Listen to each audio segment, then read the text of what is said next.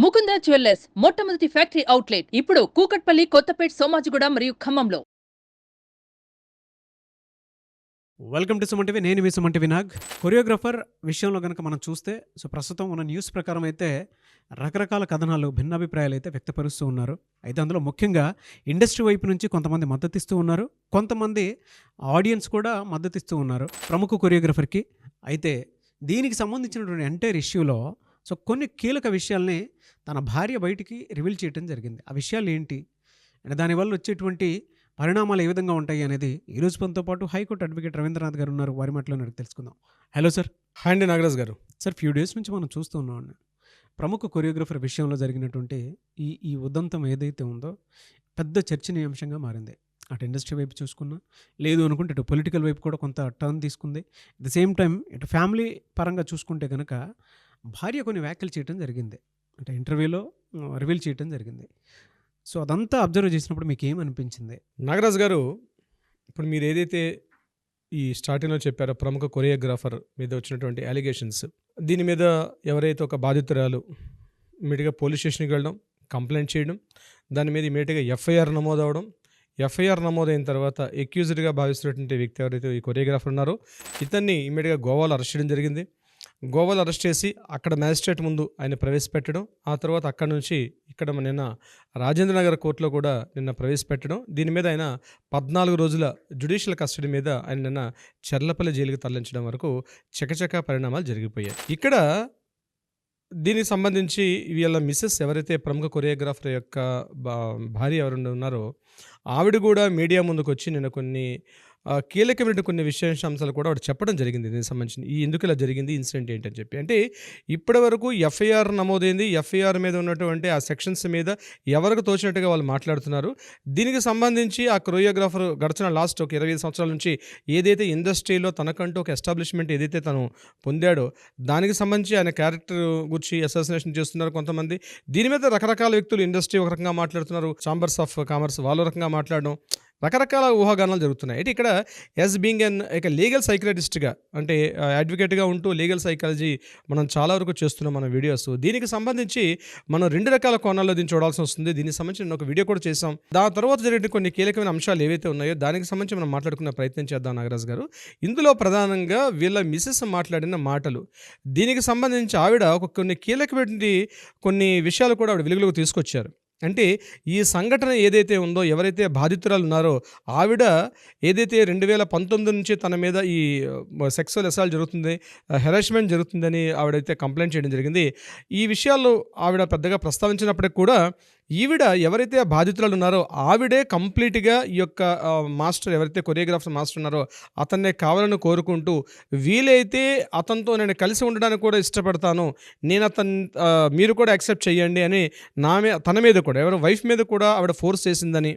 అయితే తను ఒక సెంటెన్స్ మాట్లాడడం జరిగింది. దాంట్లో ఏమని మాట్లాడారంటే, నేను తింటున్న కంచంలో వీలైతే ముద్ద పెట్టగలగాని షేర్ ఇవ్వగలుగుతాను తప్పించి నేను పడుకున్న మంచంలో షేర్ ఇవ్వడం అంటే కుదరని పని కదా అని నేను మాట్లాడడం జరిగిందని. దీనికి అమ్మాయి, పర్వాలేదు మీ ముస్లిం కమ్యూనిటీలో మీరు యాక్సెప్ట్ చేస్తారు, first wife, second wife, third wife, ఇట్లా 4 వైఫ్ల వరకు మీకు యాక్సెప్టెన్స్ ఉంది కాబట్టి సో నాకు ఈ కొరియోగ్రాఫర్ అంటే చాలా ఇష్టం, సో అతన్ని నేను ఖచ్చితంగా నేను ప్రేమిస్తున్నాను అని ఇది జరిగింది అని తన ప్రపోజల్ చేశారని. ఈ విషయం మీద 2 సంవత్సరాల నుంచి జరుగుతుందని, ఇదేదో ఓవర్ నైట్ రాత్రికి రాత్రి జరిగినటువంటి విషయం కాదు అని ఆ వీడియోలో తను చెప్పడం జరిగింది. సో 2 సంవత్సరాలు జరుగుతుంది, ఇది నేను ఒక కంట కనిపెడుతూనే ఉన్నాను. ఈవిడ చాలా వరకు కంటిన్యూగా నన్ను అతన్ని అన్నయ్య అంటుంది, నన్ను బాబీ అంటుంది, కానీ దీని వెనకాల బిహైండ్ స్టోరీ చాలా జరిగింది. 2 years తర్వాత ఈ విషయాన్ని ఆవిడ ఎప్పుడైతే ఇంకా జరగదో, తనకు ఎవరైతే మాస్టర్ అనుకున్నాను తనకు నా చంద్రం అని చెప్పి ఇప్పుడు ఆవిడ రివెంజ్ తీసుకునే ప్రయత్నంలో, ఒక రివెంజ్ యాటిట్యూడ్లో ఏవైతే అలిగేషన్స్ ఎప్పుడైతే ఈవిడ పరిచయం ఏందో 2019లో ఒక టెలివిజన్ షోలో ఎప్పుడైతే పరిచయం ఏందో అప్పటి నుంచి ఇప్పటి వరకు ఉన్నటువంటి టోటల్, అంటే కలిసి ఉన్నటువంటి ఫొటోస్ కావచ్చు, మరొక ఎవిడెన్సెస్ అన్నీ పెట్టుకుంటూ దీని వెనకాల కొంతమంది సినిమా రంగం సంబంధించి కొంతమంది ఇండస్ట్రీ పెద్దలు కూడా ఈవిడికి సహాయం చేసి, ఏదైతే ఇతను ఫెమిలియర్గా టాప్ అవుతున్నాడో ఈ టాప్ని డీగ్రేడ్ చేసే ఉద్దేశంతో అతను కొంతమంది పెద్దలు కలిసి దీని మీద ఫాల్స్ అలిగేషన్ తోటి ఎఫ్ఐఆర్ నమోదు చేశారు. దీనివల్ల నా హస్బెండ్ చాలా వరకు ఈరోజు అరెస్ట్ చేయబడ్డాడు అని చెప్పడం జరిగింది. దీన్ని తీసుకున్నటువంటి అంటే ఈవిడ మాట్లాడిన మాటలకు సంబంధించి ఇప్పుడు మనకు అందినటువంటి వార్త ఏమిటంటే అందులో ఆవిడ ఒక విషయాన్ని చెప్పడం జరిగింది. నేను కూడా ఒక సందర్భంలో అంటే మాట ఘర్షణకు లోనయ్యాం. ఆ ఘర్షణకు లోనేటువంటి సందర్భంలో నేను కొద్దిగా స్పీడ్ అయ్యి ఆ హస్బెండ్ మీద తనకు కావాలని అలిగేషన్స్ అయితే ఎప్పుడు వస్తున్నాయో ఇక్కడ అతను నేను వాళ్ళ ఇంటికి వెళ్ళి ఆమెను కొట్టానని ఒక వీడియోలో చెప్పడం జరిగింది. దీన్ని విన్నటువంటి పోలీసులు అంటే ఆల్రెడీ అక్యూజ్డ్ 2గా ఆవిడ పేరు కూడా ఎఫ్ఐఆర్లో నమోదైంది. అయితే దీన్ని ఎవిడెన్స్గా తీసుకుని బహుశా పోలీసులు కూడా ఈవిని అరెస్ట్ చేసే ఉద్దేశం ఉందని బహుశా ఇప్పుడే మనకు అందిన తాజా వార్త ప్రకారం తెలుస్తుంది. అయితే ఇది యాక్చువల్ జరిగినటువంటి సినారియో అయితే ఇది నాగరాజు గారు. సో నేనేమంటున్నానంటే ఒక లీగల్ ఆస్పెక్ట్లో మనం చెప్పాలంటే దీనికి సంబంధించి ఎఫ్ఐఆర్ అన్నది రేపు కోర్టు ట్రయల్స్లో నిలబడదా దట్ ఈస్ సెకండరీ మ్యాటర్. డెఫినెట్గా ఎవరైతే ఇప్పుడు బాధితురాలు చెప్పినటువంటి బేస్ చేసుకుని ఏవైతే కంప్లైంట్స్ లాడ్జ్ చేశారో ఆ కంప్లైంట్ బేస్ చేసుకొని నేను జడ్జి గారి ముందు ప్రవేశపెట్టడం, జడ్జి గారు కంప్లైంట్ ప్రవేశపెట్టేటప్పుడు ముఖ్యంగా ఫస్ట్ వచ్చినప్పుడు ఎఫ్ఐఆర్ యాక్చువల్గా ఎలా నమోదవుతారంటే బేసిక్ కొన్ని ఎవిడెన్సెస్ చూపిస్తే ఇమీడియట్గా ఎఫ్ఐఆర్ నమోదు చేస్తారు. ఎవరైనా వచ్చి ఇలా ఎలిగేషన్స్ ఇట్లాంటివి చెప్పంగానే ఇమీడియట్గా ఎఫ్ఐఆర్ నమోదు చేస్తారు. దానికి సంబంధించినటువంటి ఒక సెక్షన్స్ అనేది తీసుకొని ముఖ్యంగా నేను లా అండ్ ఆర్డర్ డిపార్ట్మెంట్ వాళ్ళు ఎలా ఉంటారు, they are not professionals in the legal. డెఫినెట్గా వాళ్ళకి బేసిక్ నాలెడ్జ్ కదా, కొంత తరో నాలెడ్జ్ ఉంటుంది, కానీ లీగల్ ప్రొఫెషనల్స్ కాదు వాళ్ళు. ఎందుకంటే ఈ సెగ్మెంట్ అడ్వకేట్స్ చేసే పని పోలీసులు చేయరు, పోలీసులు చేసే పని అడ్వకేట్స్ చేయరు. సో ఇమీడియట్గా దాన్ని బేస్ చేసుకుని లా అండ్ ఆర్డర్లో ఉన్నటువంటి రాజేంద్ర పిఎస్లో ఎఫ్ఐఆర్ అంటే 0 ఎఫ్ఐఆర్ నమోదవడం, అక్కడ నుంచి నార్సింగ్ పిఎస్లోకి దీన్ని ట్రాన్స్ఫర్ చేయడం, ఇమీడియట్గా వాళ్ళు ఇంట్రాగేషన్స్ ఇక ట్రయల్స్లో వెళ్ళి ఇతను ఎక్కడున్నారో కనుక్కోవడం, గోవాకి వెళ్ళి అరెస్ట్ చేయడం జరిగింది. అక్కడ కోర్టులో ప్రవేశపెట్టారు. ఇక అక్కడ నుంచి నిన్న ఉప్పరపల్లి పిఎస్లో 14 రోజుల రిమాండ్కి పంపించారు. ఇది జరిగిన స్టోరీ. అయితే సో ఇలాంటి సంఘటన సెలబ్రిటీల్లో జరగడం అంది గడచిన మనం 5-6 సంవత్సరాలు చూస్తున్నాం నాగరాజు గారు. ఇదేం కొత్తగా జరగట్లా. బాగా ఫేమస్ అవుతున్నట్టు ఒక పర్సన్ మీద ఒక ఫాల్స్ అలిగేషన్స్, నేను ఫాల్స్ అలిగేషన్ అనే వర్డ్ వాడని కూడా సాహసిస్తున్నాను. ఎందుకంటే అది రైట్ ఆఫ్ ఫాల్స్ అన్నది అది కోర్టు ప్రూవ్ చేస్తుంది. సో అప్పటి వరకు ఫాల్స్ అలిగేషన్ అని చెప్తాం మనం, రైట్ ఆర్ రాంగ్ అలిగేషన్ చేశారు. ఫాల్స్ అలిగేషన్ ఎందుకు వాడుతున్నానంటే ఇక్కడ జరుగుతుంది ఏంటి, నిన్న మనం ఒక విషయం మాట్లాడుకుంటూ చెప్పాం ఒక వీడియోలో. మనం ఏం చెప్పాం మనం అంటే ముఖ్యంగా ఒక రకమైన అమ్మాయిలు ముఖ్యంగా తనకు చెందాల్సింది తను చెందకపోతే, తను కోరుకున్నది తనకు దక్కకపోతే, తను ఆశించింది తనకు దక్కకపోతే ఇక్కడ అమ్మాయిలు రకరకాల మైండ్ సెట్లో మారుతారు. అంటే బహుశా ఈ విషయంలో బాధితురాలు చేశారా చేరింది దట్ ఈస్ సెకండరీ మ్యాటర్. నేను జనరల్ కండిషన్స్లో నేను చెప్పే ప్రయత్నం చేస్తున్నాను నాగరాజు గారు. కానీ చాలా వరకు ఇక్కడ ముఖ్యంగా మేల్స్ చాలా వరకు సఫర్ అవుతున్నారు. ఈరోజు సెలబ్రిటీ రంగంలో జరిగింది కాబట్టి మనం దాని గురించి ఈరోజు మాట్లాడుకుంటున్నాం. ఇది ప్రతి సెగ్మెంట్లో జరుగుతుంది. సాఫ్ట్వేర్ ఇండస్ట్రీస్లో జరుగుతుంది, బిజినెస్ ఆఫీస్లో జరుగుతుంది, వేరే వృత్తుల్లో గవర్నమెంట్ ఆఫీసులో కానీ ప్రతి చోట. దాన్ని మనం ఒక వీడియో కూడా చేస్తాం, క్విడ్ ప్రోకో అని చెప్పి ఒక వీడియో చేస్తాం. అంటే నీకిది నాకిది.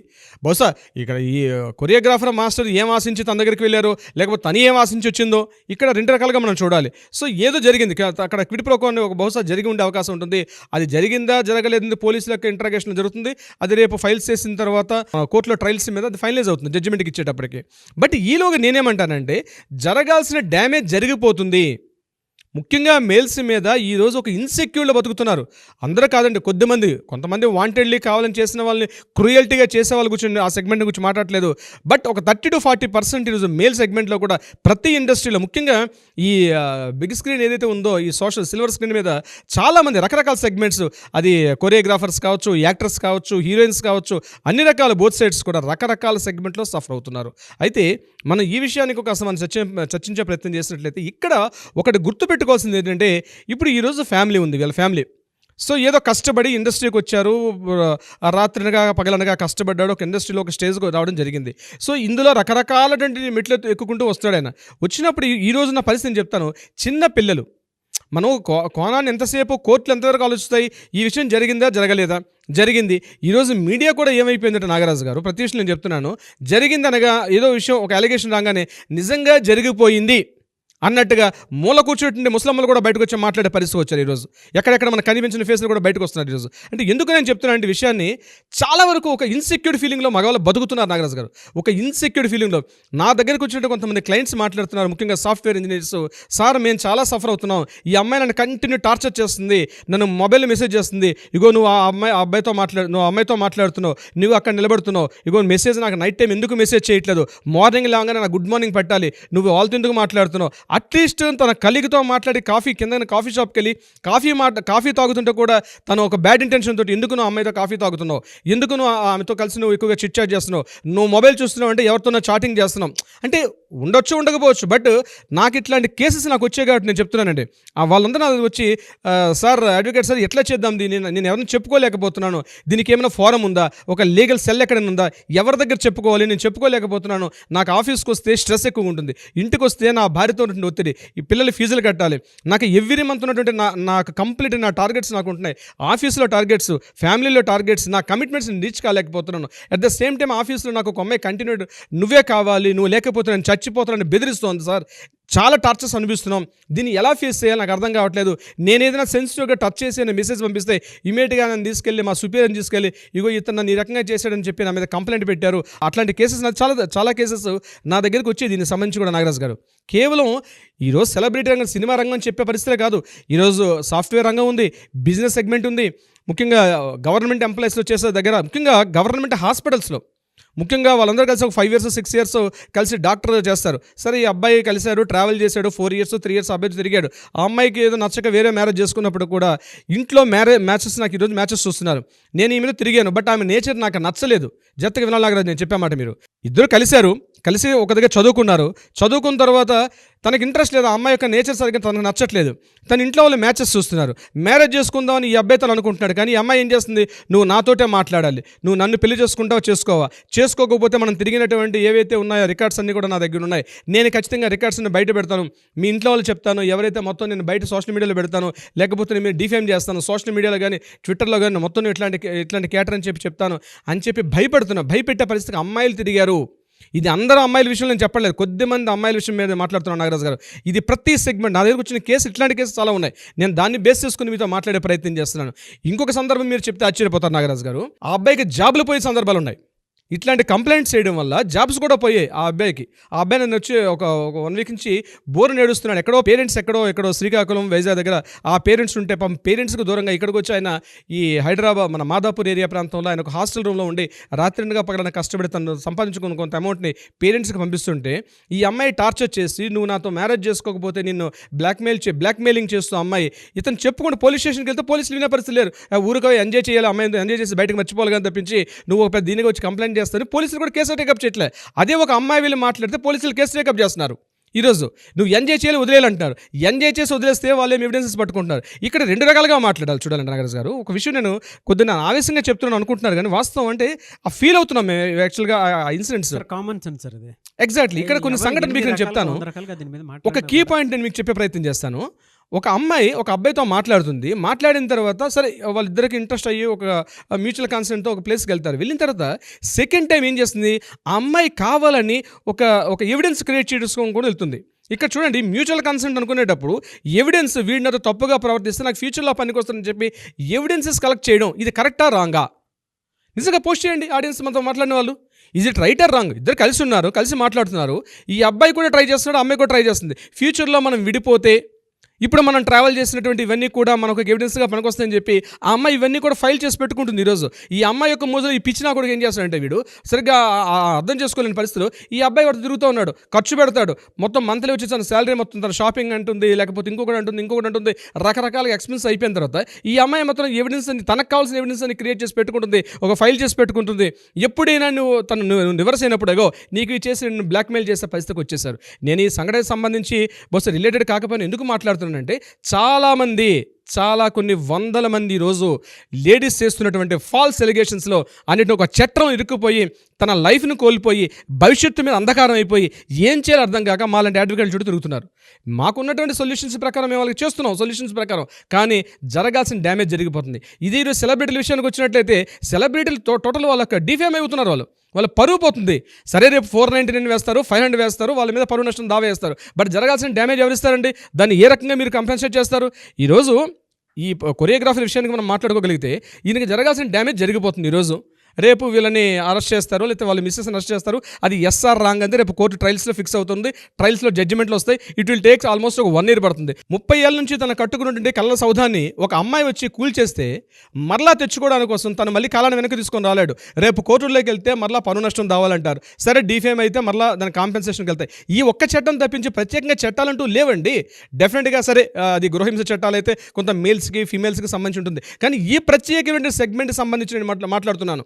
ఇట్లాంటి అలిగేషన్స్ వచ్చేటప్పుడు ప్రూవ్ చేసుకొని నువ్వు జరగలేదు అని కేసు కొట్టేశారు అనుకోండి, బట్ జరగాల్సిన డ్యామేజ్ జరిగిపోయిన దాన్ని ఎట్లా కొలుస్తాం? ఆ కుటుంబానికి ఇట్లా నాట్ ఓన్లీ ఒక్క కొరియోగ్రాఫర్ కుటుంబాన్ని కాదండి, ఇట్లా ఛిద్రమైపోయినటువంటి కుటుంబాలకి ఎంతమందికి న్యాయం జరుగుతుంది? సో డెఫినెట్గా నాట్ ఓన్లీ ఒక ఈ సిల్వర్ స్క్రీన్ ఇండస్ట్రీ కాదు నాగరాజు గారు, ప్రతి ఇండస్ట్రీలో జరుగుతుంది.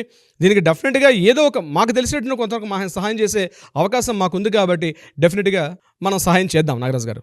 చాలామంది ఉన్నారండి కింద కామెంట్ బాక్స్లో కూడా వాళ్ళ అభిప్రాయాన్ని వాళ్ళు వ్యక్తపరిచేటువంటి వాళ్ళు ఉన్నారు. ఇందులో మనం చూడాల్సినటువంటి అంశం ఏదైనా ఉంది అని అంటే, ప్రస్తుతం ఉన్నటువంటి ఇన్సిడెంట్కి సంబంధించి అమ్మాయికి అన్యాయం జరిగింది అని అంటే డెఫినెట్గా దీనికి సంబంధించినటువంటి వాటిల్లో ఏ రకంగా చూసుకున్నా సరే న్యాయం జరగాల్సినటువంటి అవసరం డెఫినెట్గా నాగరాజు ఈ విషయంలో డౌటే లేదు. ఈ విషయంలో అమ్మాయికి కానీ అన్యాయం జరిగితే డెఫినెట్గా శిక్ష పడాలి. అది ఎటువంటి శిక్షలు ఉంటే ఇంకొక 4 శిక్షలు ఉండి చేయాల్సిన అవసరం కూడా ఉంటుంది. కానీ లేనప్పుడు నేనేం మాట్లాడుతున్నా అంటే, ఒకవేళ ఈ జరగాల్సిన డ్యామేజ్ ఈరోజు సొసైటీలో జరుగుతుంటే నా దగ్గరకు వచ్చే కేసుకు సంబంధించి నేను చెప్తున్నాను. అంతేగాని ఇక్కడ నేను ఏదో తన వకాలత్ పుచ్చుకుని ఎవరి వైపు నేను మాట్లాడటం లేదు. ఇది నేను బ్యాలెన్స్డ్గా మాట్లాడుతున్నాను. తప్పు ఇక్కడ జరిగిందా, తప్పు 2 వైపులో ఉండకుండా తప్పు జరిగే అవకాశం లేదు. కానీ ఈరోజు చట్టాలు మా కోర్టులో ఏం చేస్తాయి, సాక్ష్యాలు మాత్రమే ప్రాతిపదికగా తీసుకుంటాయి. ప్రాతిపదికగా సాక్ష్యాలు చూసుకుంటాం మనం, సాక్ష్యాలు కావాలి. ఇప్పుడు నేనేమంటా అంటే, కావాలని తను ఆ సిస్టంలోకి వెళ్తూ తను క్రియేట్ చేసుకోవాలి, సాక్ష్యాలు క్రియేట్ చేయని వెళ్ళేటప్పుడు దీనికి ఏ రకమైన శిక్షలు ఉంటాయి నాగరాజు గారు? చెప్పాలి కదా అవి కూడా. నువ్వు వెళ్తున్నావు, నేను అతనితో వెళ్తున్నాను, డేటింగ్కి వెళ్తున్నాను అని చెప్పి నువ్వు వాలంటరీగా లేకుండా ఇతను ఏమైనా ఫ్యూచర్లో జరిగితే నేను ప్రికాషన్గా ఈరోజు సాక్ష్యాలు క్రియేట్ చేయాలి అని చెప్పి ఒక మాల్ ఇంటెన్షన్తో సాక్ష్యాల కోసమే నువ్వు అతనితో డేటింగ్కి వెళ్తే దీనికి ఆన్సర్ ఏం చెప్తుంది? సాక్ష్యాలు చూస్తుంది కోర్టు. బట్ నువ్వు సాక్ష్యాల కోసం క్రియేట్ చేసుకుని అతనితో వెళ్ళేటప్పుడు దీనికి సంబంధించిన యాక్ట్స్ ఏం చెప్తాయండి? దీనికి బలైపోయాడు మగాడు కాదా అంటే బోత్ సైడ్స్ ఉంటుంది నాటు. నేను ఇటువైపు చెప్తాను, అటువైపు చెప్తాను, బట్ బలైపోయింది మగాడు కాదా? అలా బలైనటువంటి వాళ్ళు చాలామంది ఉన్నారని మిమ్మల్ని అప్రోచ్ అవుదాం అనుకోవడానికి వచ్చేటువంటి వాళ్ళు కూడా ఉన్నారు. కింద కామెంట్ బాక్స్లో పోస్ట్ చేసినటువంటి వాళ్ళు మిమ్మల్ని అప్రోచ్ అవ్వచ్చా? తప్పనిసరిగా నాగరాజు గారు, వీలైనంత వరకు మనకి పురుషులకు కూడా న్యాయపరంగా కొన్ని రకాల చట్టాలు ఉన్నాయి. నేను కేవలం పురుష పక్షపాతి మాత్రం కాదండి. నాకు కావాల్సింది న్యాయం కావాలి. తప్పు చేసేవాడు శిక్షించబడాలి. డెఫినెట్గా చట్ట ప్రాతిపదికగా చట్టంలో డెఫినెట్గా శిక్షించబడాలి. ఎవరు తప్పు చేశారా, ఎవరు ఒప్పు చేశారా కాదు. కానీ ఇప్పుడు జరుగుతున్న పరిస్థితుల్లో చట్టాల్లో మార్పులు జరగాల్సిన ఆవశ్యకత ఉంది అని చెప్పడం నా ఉద్దేశం. ఎంటైర్ ఇన్సిడెంట్లో కనుక మనం చూస్తే అంటే కొరియోగ్రఫర్ విషయంలో మాత్రం నిజంగా ఫ్యామిలీ మొత్తం వాళ్ళ రోడ్డును పడ్డారు అని చెప్పడంలో ఏమాత్రం సందేహం లేదు. ఎందుకంటే ఏదో ఇందాక ఒక స్టేట్మెంట్ కూడా చూశాను, అంటే భార్యను కూడా అరెస్ట్ చేసే అవకాశం ఉంది అనేటువంటిది. బట్ ఇక్కడ ఏదన్నా జీవితంలో ఏదన్నా జరిగేటప్పుడు పిల్లలు వెనకుంటారు. సో వాళ్ళని కూడా మనం ఆలోచించాలి. స్కూల్కి వెళ్ళేటప్పుడు మీ ఫాదర్ అది, మీ ఫాదర్ ఇది అని చెప్పేసి వాళ్ళని కూడా తెలియకుండానే హేళన, ఎగతాళి అట్లాంటివి చేస్తూ ఉంటారు. చాలా మనస్తాపానికి గురవుతూ ఉంటారు. ఏదేమైనా ఇటువంటి ఇన్సిడెంట్స్ జరగకుండా ఉండాలని మాత్రం కోరుకుందామని అంటే చెప్తామండి. మనం ఏంటంటే ముఖ్యంగా ఇప్పుడున్నటువంటి సొసైటీలో మేల్స్ చాలా అలర్ట్గా ఉండాలి. అలర్ట్గా ఉండడం చాలా ఇంపార్టెంట్. ఎందుకంటే ఒక్కసారి తప్పు జరిగితే ఎంటైర్ మీ వెనకాల మీ ఫ్యామిలీ మొత్తం ఉంటుంది. 1కి 10 సార్లు ఆలోచించుకొని, మీకంటూ ఒక కుటుంబం ఉంది, మీ చుట్టూ ఒక ప్రపంచం ఉంది, అది గుర్తుపెట్టుకుని మెలగండి. Thank you so much Ravindranath garu. Thank you so much Nagaraj గారు.